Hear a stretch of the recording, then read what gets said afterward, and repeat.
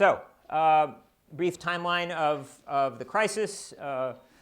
In some ways, as far as the impact on the industry is concerned, the spike of fuel prices in the middle of the year was the first thing to hit the U.S. industry really hard because, as I think everybody knows, their product portfolios are very heavily weighted towards trucks and SUVs, which are not fuel efficient. So that was the start of their fall in sales. The credit crunch and the financial crisis in the fall made it worse. If you want to get a sense of the magnitude of the potential two-year drop between 2008 and 2009, that drop is the equivalent of the capacity of 24 assembly plants. So, what is in the normal run of business, even for a struggling industry, versus what is out of the ordinary? That kind of a drop in sales is extremely out of the ordinary and contributes to the severity of this crisis for the companies and for suppliers. Is there going to keep being an auto industry that grows in the world? I think the answer to that is absolutely yes, partly because there don't seem to be good alternatives and because when people get to a certain income level, they want personal mobility, and cars are the primary way in which that's provided these days. So that the real problem is the Detroit Three's inability to get a price for their products that generates sustainable profits. And I'll show you some data on that in a moment. I think there are ways to set loan conditions that can improve the capabilities that address the price issue. So here's one piece of data from January through May of 2008 showing for like vehicles, so these with some careful attention not just to product category but to actual features, that the price difference between a Detroit 3 vehicle and a Toyota is $2,500 to $3,500. So ostensibly, same vehicle, very different price. And of course, if you look at the profit story, which I showed you before, that persistent profit difference is sort of within that range as well. So where does that price gap come from? Well, some of it could be brand strength. Toyota has a fabulously strong brand after many years of building it up. There is this issue of lagged perception of product improvements, which I talked about before. But these last three are things that I think do have a capability basis. The cost differences, of which there are some, looks like are 1/3 or less of that total $2,500 to $3,500 gap. This issue of what I'm calling these deeper product quality differences and some service quality issues I won't have time to get into today. So here's my kind of statement of support for this whole more capabilities-focused approach. The Detroit 3 needs to design vehicles that people want at prices that sustain profits with a cost structure that allows that margin, quality that satisfies on multiple dimensions, service experiences to match, all of which will rebuild a weakened brand strength.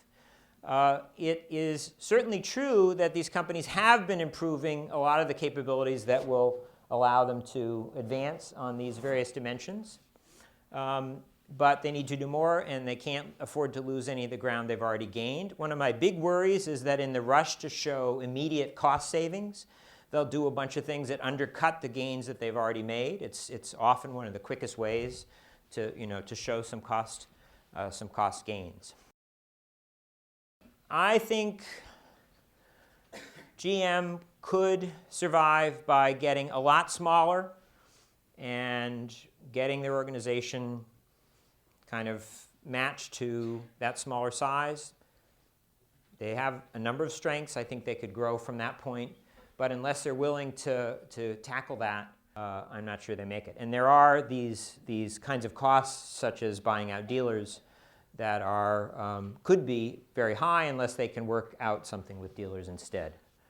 Cutting brands is kind of the best way, I think, to do that. And the advance I'm getting on the GM plan is that they do propose to do that much more than they ever said before. It will mean a lot more employment loss in the short term. Chrysler might not make it. They've been the weakest of the companies for a long time. Remember, they were bankrupt or close to bankruptcy in '79 and got a government loan. They came out, they repaid it all, but they started a process of stripping away engineering capability way back then. They did a lot more outsourcing, nothing wrong with that, but they didn't have the good system engineering still in-house. And then they've had these owners that have underinvested in them. They've ended up with the most dependency on trucks and SUVs, the oldest products, the worst quality. Their quality's been going down when GM and Ford's has been going up in recent years. They've been suing their suppliers and taking them to court, so you can imagine how that's not helping on the supplier relations front. And, this Fiat alliance, I'm skeptical, I guess. Fiat GM had an alliance which failed. I don't know, I don't pretend to attribute credit or blame for that, but I don't think it's easy bringing these companies together. Chrysler has already had a failure in their alliance with, or their merger with Daimler. I see the whole Fiat deal as basically a way to make it look like they're doing enough to be viable that they can get more U.S. funds. So count me as a skeptic on that front. Ford, I think, might just make it. They've got the most money. That's why they haven't had to borrow anything from the government at this point. I do think right now they have the best product lineup. Their quality has improved, not just for certain products, but somewhat across the board. That's been the hardest thing for the Detroit 3 to do, is improve their quality for all their vehicles, as opposed to just the occasional, one or two ones where they do better. If Ford may get a positive halo, if they can stay, differentiated from the other two and stay out of trouble, I think they have more saleable assets than GM. Their global integration of processes is going pretty well. And there will be some market opportunity, I think, particularly if Chrysler doesn't make it. I'd say my general view is a lot of what will happen is people are deferring purchases of vehicles. Personal mobility needs are not going to go away. Commodity is only part of what drives people's purchase decisions. There's also all the other reasons why people buy vehicles and buy new vehicles. And I expect a lot of those things to return to some kind of normalcy in the future. Does the U.S. need a domestic industry? It's not going to be hard for people to get good vehicles built in the U.S. For American consumers for the foreseeable future. No one's going to abandon the U.S. market. It's the biggest in the world. If you look at local content, actually the new domestics have almost as high local content as the Detroit 3. Detroit 3 have been rapidly outsourcing, and the new domestics have been insourcing, or they've been building more local parts capacity because they want to for just-in-time reasons, they want the proximity, and they also want the sort of reputation of building and investing in the country where they sell.